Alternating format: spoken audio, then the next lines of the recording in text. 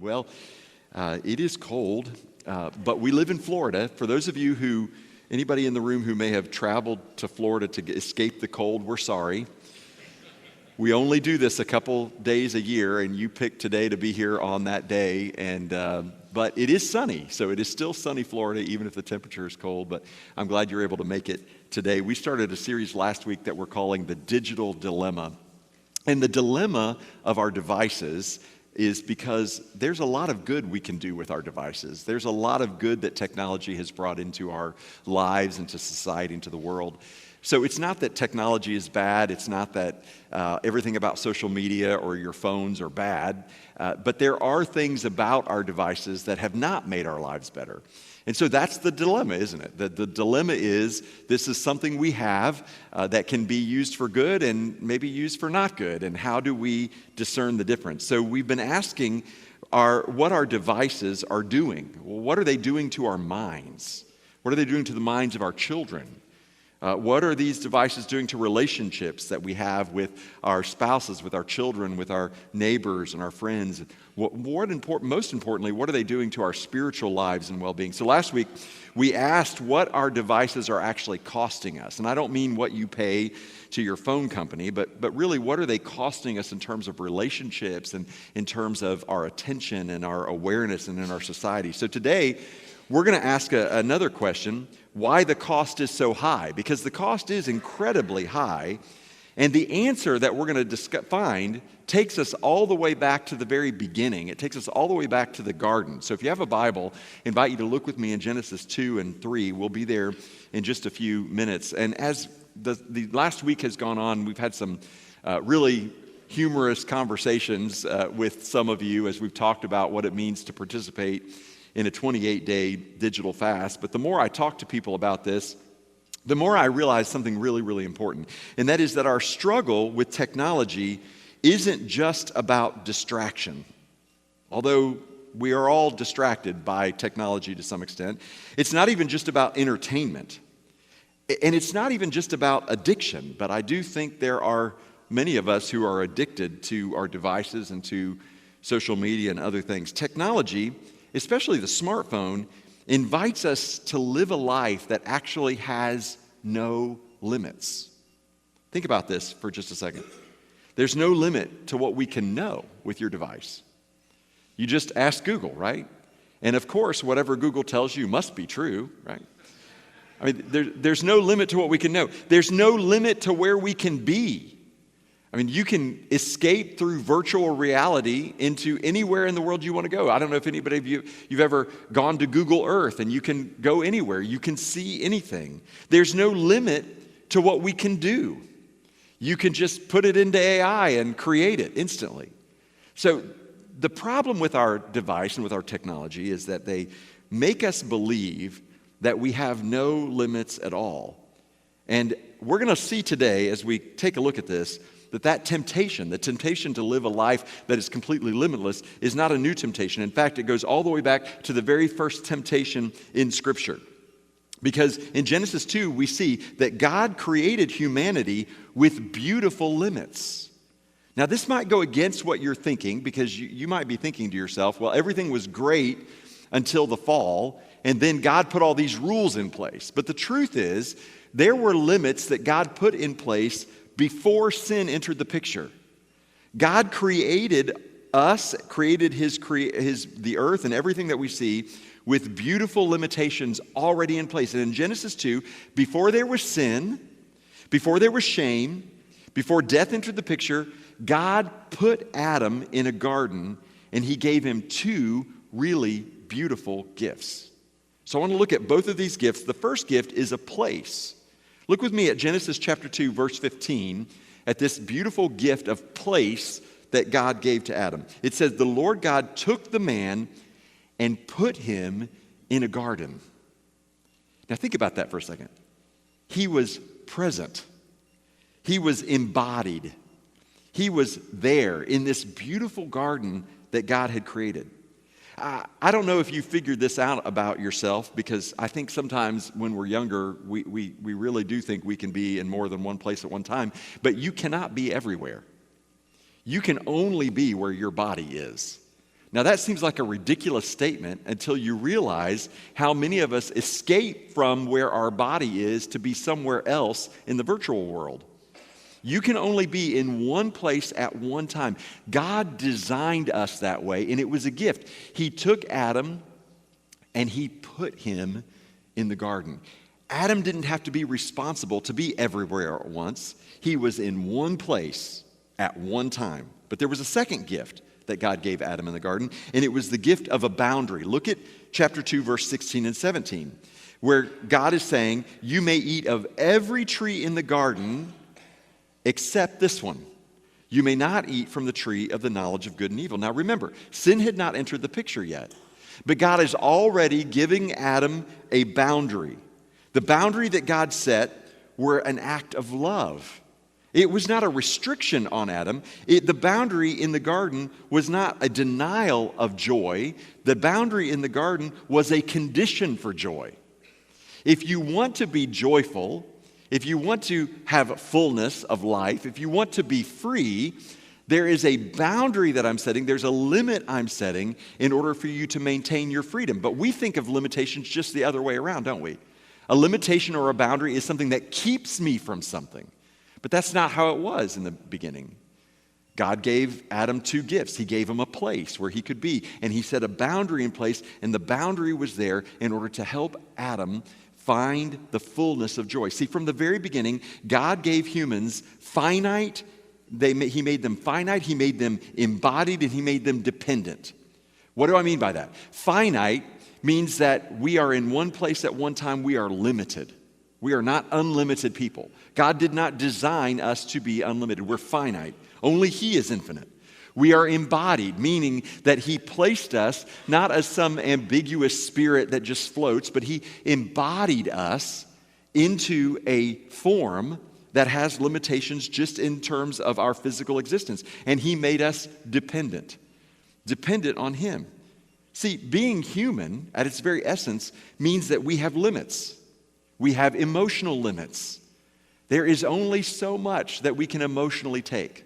Some people have greater emotional resilience and they can endure and take on more. Other people have more limited emotional endurance. But everybody has an emotional limit. You have probably been at your emotional limit at some point.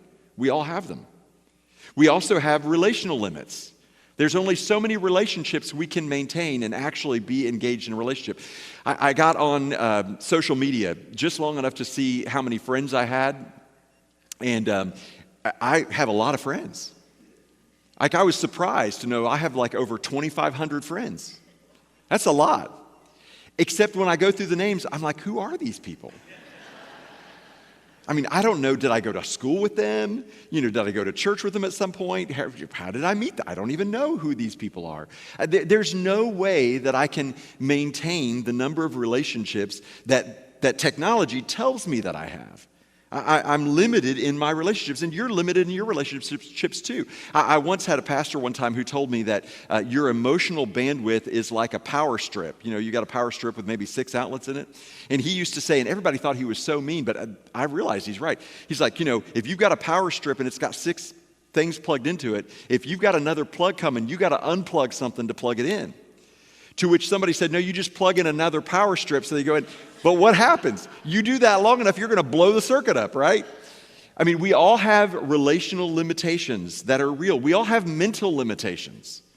There's only so much that we can comprehend and so much that we can understand. Even the smartest people among us have mental limitations. There's only so much that we can do with our own mind. We have physical limitations. And the older I get, the more physical limitations I realize I have. I cannot slam dunk a basketball. I can't do a handstand. I can't really run. There's a lot I can't really do. There's physical limitations. You've got those too. Everybody's got them. And we all have time limitations. No matter how much money you've got, no matter how physically fit you are, you still only have 24 hours in a day. You still only have 7 days in a week. And you may not know the number, but God has numbered the days of your life. There is a limitation that we all have. We were created with these. And listen, limits are not the result of sin. They are part of God's good design. This is so countercultural for us. Because we have come to believe that every limitation is bad. If only we could live without limits. And yet, God, in His good design and His love for us, has given us limitations. They are a part of the good design. But Satan's very first temptation was an attack on those limitations. The original temptation was the temptation to be limitless. Genesis chapter 3, if you want to look there, opens with the familiar story of the serpent coming to Adam and Eve and tempting Adam and Eve. And the serpent whispered the same lie that we still hear today. Let me just summarize Genesis 3, verses 1 through 5. First, the serpent says, did God really say? Did God really say that? Did God really say that you can't eat from the trees, the fruit of the trees in the garden? No, that's really not what God said.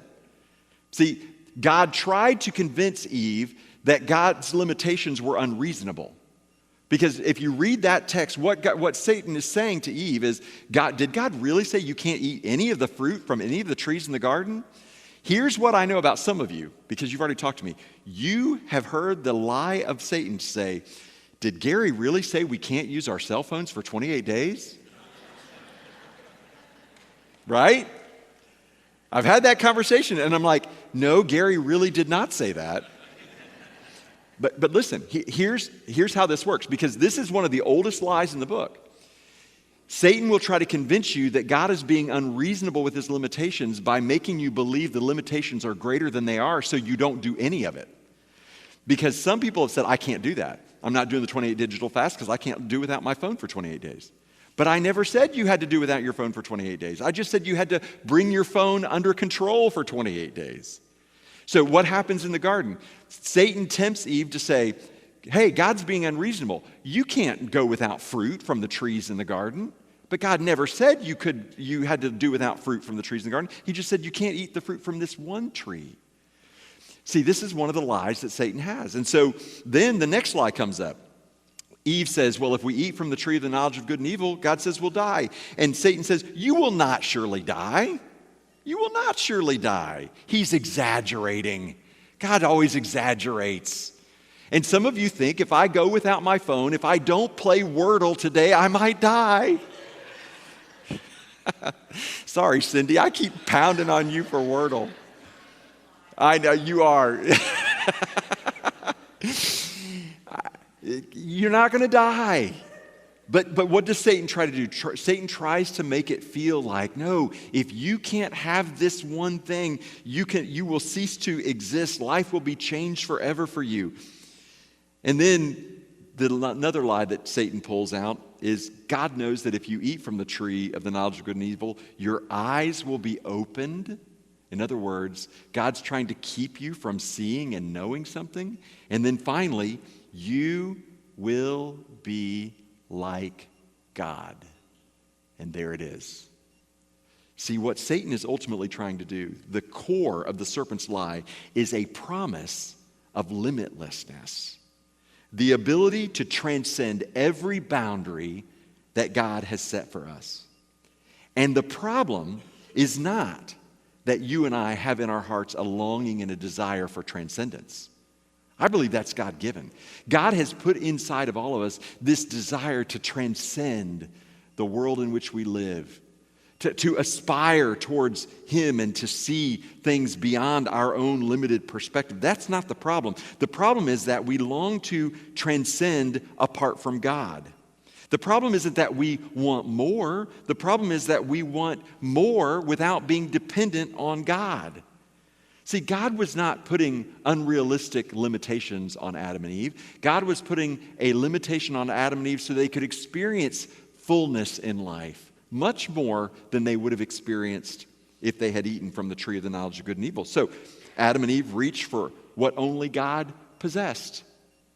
Adam and Eve reached for God's freedom, being completely without limits, for God's knowledge, for God's capacity, for God's power. And the results were devastating. Instead of being free, they actually found themselves in bondage. And listen, this is the connection for us today. And I don't think this is a stretch. Our devices are whispering the same temptation to us today. Exactly the same temptation, and it's the oldest temptation in the book. You can be like God. How? How can you be like God? And I think our devices tempt us to believe that we can be like God in three key ways. And I want to look at each one of these ways as we consider God calling us to a greater freedom as we find ourselves released from the bondage of our phones. The first one is omniscience. This is the lie that the devices are telling us: you can know everything with your smartphone. You can Google anything. You never have to wonder anymore. Do you remember wondering? Like just wondering. Like, I wonder what that's like. I wonder what that means. I wonder how that's made. I wonder how they do that. We don't wonder anymore. We just get out our phone and put in the question into Google and we get the answer. We don't spend time imagining anymore. We don't wait for anything anymore. We can know it instantly. You can carry around thousands of fragments of information about everyone you know. You can know birthdays. You can know vacations. You can have workout routines. You can have restaurant photos. You can have everything. Thousands and thousands and thousands of bits of information all in your pocket, and you can access it anytime you want. You can be omniscient, like God is omniscient. You can know everything. We can carry information that once belonged to communities. It used to be that there was wisdom and knowledge in a community, and so we would go to a community to gain information and gain wisdom. Or wisdom belonged to elders, people who had lived a long time and they had lots of experience, and so we would go and sit at the feet of people who had greater experience to learn from them. Or it belonged to the generations, and we knew that there were generations who'd gone before who had experiences. We could understand and we could go and learn, and we would do it in community. We would carry it back as part of a community who carried this knowledge forward and passed it down. We don't do that anymore. We just go to our device because we believe that we can be all-knowing. We can be omniscient. You can track earthquakes in Turkey, protests in Hong Kong, celebrity breakups, royal family drama, and the weather in 3 different countries. Why do you need that much information? You don't. Humans were not designed to carry this much knowledge. It clutters our minds. And suddenly you find yourself unable to focus your attention because there's so much information that is being poured into you. It stresses our bodies. And our bodies have stress because of the amount of information that we're trying to retain and remember. It overwhelms our soul. It is not good for our soul to try to believe that somehow we can be omniscient and know everything. And here's the thing, it leaves us feeling inadequate. It leaves us feeling insecure. It makes us feel like we're behind. Everybody knows more and has more information than we do. And ultimately, it makes us lonely. We were not designed to be omniscient. You were not intended to know everything. And it's okay if you don't. You are free from that obligation. But the second thing we're tempted to do is believe that we are omnipresent. This is the idea that you can be everywhere. Only God is omnipresent. Only God is everywhere. But now, because of our smartphones, technology has collapsed the limitations of space. Just this week, I was on a FaceTime call with somebody on the other side of the ocean. And then I had a FaceTime call with somebody in Virginia. And in an instant, I went from being on the other side of the ocean to being in another state to being right back in my own office. Face-to-face conversations. Now, is that bad? No, technology is not bad. But what's happening is there's this sense that we can be everywhere at once. Zoom meetings from any place in the world. You can put air tags on your kids and track where they are 24/7. You can put them on your dogs and know where your dog is at any time. There are group chats with entire classes so that no matter whether you're in class or you're out of class, all the students in the class are always together. We're always together, or at least we think we are. There's a constant digital presence in other people's lives. Because if we're connected on social media, well, then we must be together. Wherever you are, whatever you're experiencing, I'm expected to be there and to know that too. I remember one time, this was many, many years ago, I was walking across the square and I encountered somebody who I hadn't seen in a while. They had attended our church fairly frequently, and when I said hello to this person, I could sense a little bit of a chill in the conversation, and I thought, and I just said, "Is everything okay?"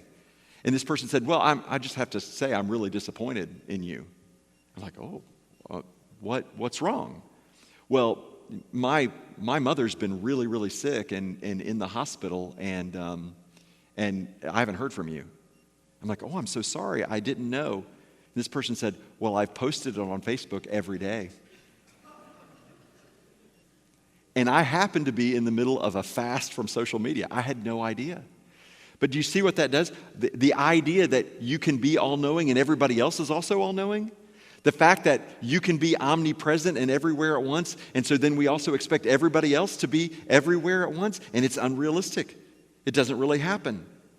Yet the more omnipresent we become, the lonelier we feel. The more we are pulled out of our place in one body and fractured into multiple places, the more disconnected we are. Because our ability to be everywhere destroys our ability to be fully present anywhere. And the data confirms it. Children now experience rejection, not just in their cafeteria at school, but they can experience rejection 24 hours a day, 7 days a week online. Do you remember that? I'm sure, some of you sat at the cool kid table, but for the rest of us who didn't sit at the cool kid table, you would take a little bit in the cafeteria or in the gym. Maybe there were people who would say mean things. And so, it would hurt your feelings, and maybe you'd tell your mom and she would say, toughen up, or whatever your mom said to make you feel better. My mom would say toughen up. Maybe your mom said something different. But the thing is, that's okay. We can handle that. But do you think children can handle that kind of criticism all day, every day? Nobody was meant to do that. And because of this idea of being omnipresence, this entire group of kids are constantly present with each other's lives. And it's not just children, it's adults. It's adults who ought to know better, who are in positions of authority in the world. And you see them bickering online. And there is constant presence, except it's not really presence. Adults maintain hundreds of relationships that they can't possibly sustain. Messages get buried under dozens of other messages, and we can't keep up. We feel relationally exhausted by quantity of relationships and relationally deprived by the quality of the relationships. So what we've done is we've substituted a quality of relationship with a few people for a quantity of relationships with hundreds of people, and we get nothing in return because we were not made for omnipresence.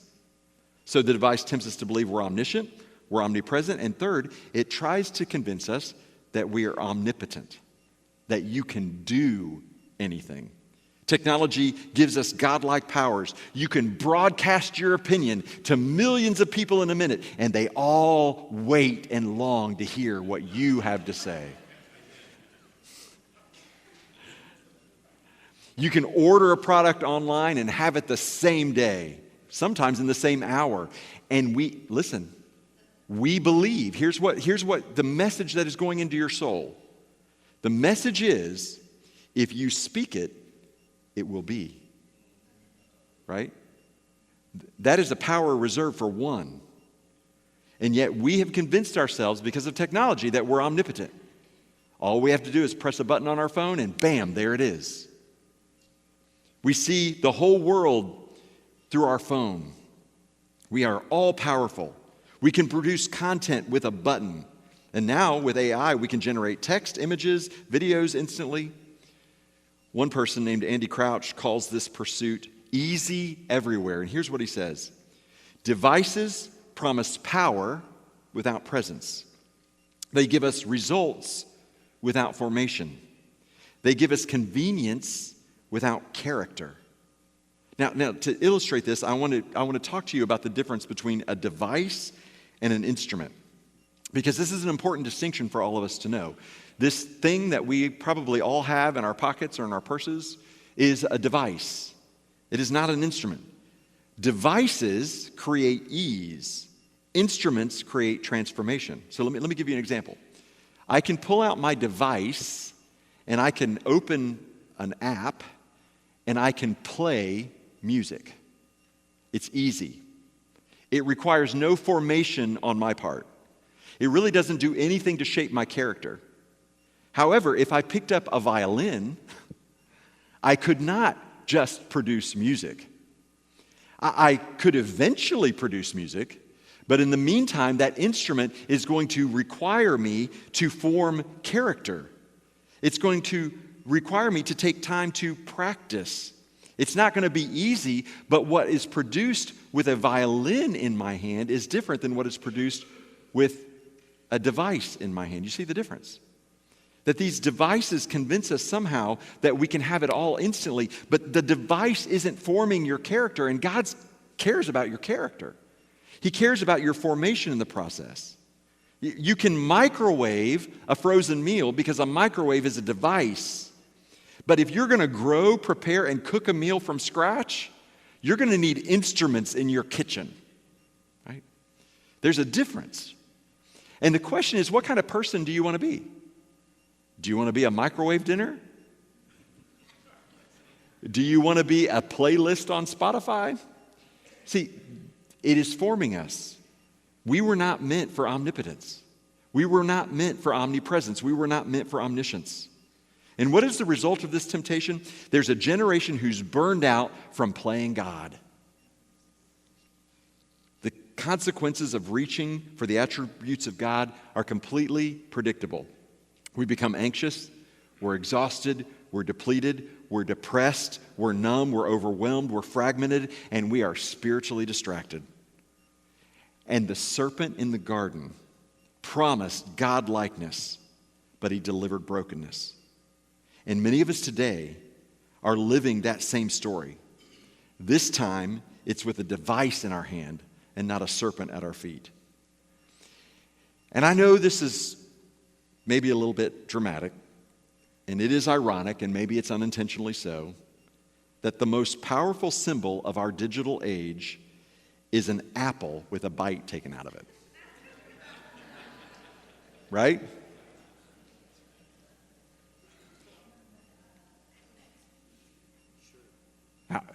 Now, please don't get me wrong. I have an iPhone. And I have a MacBook Pro. But think about what is happening. Think about the similarities between the very first temptation and the lies that were told and what we are experiencing in our digital age. See, the path to life that we are being offered through God is to embrace the limits God gave you. That's the path. How do we reverse this? We don't resist the limitations. Instead, we embrace the limitations that God gave you. Christian discipleship is not about transcending human limits. It is about honoring them. And to show us this, we have a Savior who showed us how to live within limitations. Think about Jesus, who himself was God, but did not consider equality with God something to be held on to. Instead, he humbled himself. He lived completely within limits. Jesus slept. You should sleep. Jesus withdrew from people because he needed to be recharged. He ate meals slowly. He spent years in obscurity where nobody knew who he was. He did not heal everyone. He passed by many people who needed healing that he didn't heal.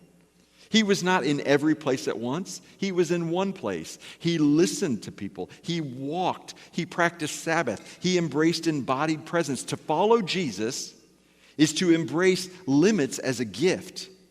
Gifts that keep us human, that keep us grounded, that keep us connected to God. Listen, we are not rejecting technology. That's not what we're doing. We are rejecting limitlessness because you were not designed to be limitless. Here's the practice I want to encourage you to do. And some of you, this may be new to you today because you're here for the first time and you're like, I am not going back to that church.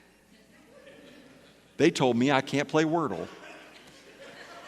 He even called somebody out for doing it in the church. Here's the practice. Name your digital limits and live within them for 28 days. Now, Did Gary really say I have to give up my cell phone? No, he did not say that. I am saying name your digital limits and live within them for 28 days. Every household, every individual will do this differently. But I want to give you some core practices that you can put in place to help you. We also have a worksheet that we put out last week. I think we've got some copies outside as you leave. If you didn't get one of those last week, you can pick it up and work through it to help you determine what is appropriate for you. But let me just make some suggestions for you. First of all, make your smartphone dumb. Make your smartphone dumb. And if you don't know how to do that, find a teenager and ask them, will you help me make my smartphone dumb? This is an idea that we gave last week. You can move distraction-based apps. What is a distraction-based app? It's an app that distracts you.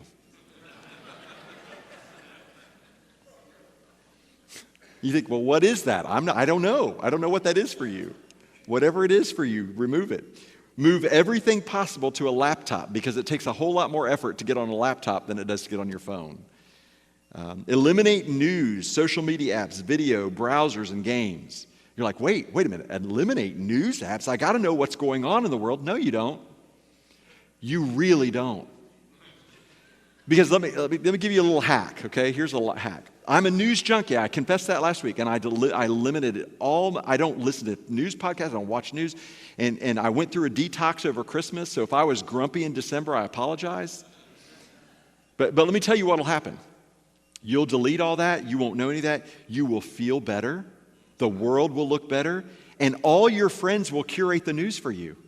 If anything important happens, they're going to tell you what it is. So you don't have to worry about it. Eliminate all that stuff. Keep only the utility functions. In other words, your phone, your text, your calendar, the weather, your photos maybe. That's one thing so it's not you're getting rid of everything, but those things that are utilities for your life. You can grayscale your phone, meaning you can make your phone black and white. If you don't know how to do that, ask somebody to help you. Because when you look at your phone with color, it's producing a hit of dopamine that's keeping you addicted to looking at your phone. Make your phone black and white. I love Susan's idea of putting a rubber band around it so it's inconvenient to use your phone. There are lots of things you can do to make it harder. So make your smartphone dumb. The second thing is limit screen-based entertainment. Limit screen-based entertainment. Maybe you would say, I'm not going to do any streaming, or I'm going to limit the amount of television I watch to an hour, or whatever it is. What's right for you is what's right. No video games. No video games. No video games. And you're like, wait, you said that last week. I know, and I'll say it next week too. We have a generation of young men, we have a generation of young men who are squandering their lives away on video games. The best thing you can do for your culture and society and for your family and your future family is stop playing video games. No TikTok, no Instagram reels, no YouTube scrolling. Limit all that screen-based entertainment. Create physical boundaries. Put your phone in the nightstand when you get home, or make sure that your phone is not allowed at the dinner table, or no phone in the cars, or tech-free mornings, or tech-free evenings. Just create physical boundaries for your phone. Observe what rises to the surface. This is an important part of this digital fast. Observe what's happening in your soul as you do this. Richard Foster says, fasting reveals the things that control us. This is where the tick comes in, right? But you begin to be aware. Why am I so anxious without my phone? You may notice boredom. Do you remember boredom? Like, we don't know what it means to be bored. It's good to be bored. You should be bored. It's good for your soul. It's good for your imagination. You might experience withdrawals. You might be hungry for distraction. Or maybe you'll experience peace if you give it long enough. Stillness, prayer, presence, deeper conversations. This is the spiritual work that we're going to do as we're doing the 28-day digital fast. And then finally, and this may be the most important of all, ask yourself this question: what limits bring me life? As you go through this, which boundaries restored your soul? Which practices helped you follow Jesus more faithfully? What limits reconnected you with family, with friendships, and with joy? And at the end of the 28-day digital fast, decide carefully what you want to do after the 28 days. It's not just we're going to go back to the way it was in January. It's to say, no, we're going to put new limitations, not because God's trying to keep us from something, but because God is trying to give us a fullness of joy and fullness of life in Him. Listen, limits are not a prison, but a pathway to freedom. That's how God designed us. He designed us with beautiful limitations. The serpent told the first humans that true life was found in breaking limits. But Jesus teaches us that true life is found in embracing limits, in being fully human, in being fully present, in being fully alive. Digital limitlessness is killing us. It's killing our society, it's killing our culture, it's killing our teenagers. But God is giving us limits to save us. And just think about this.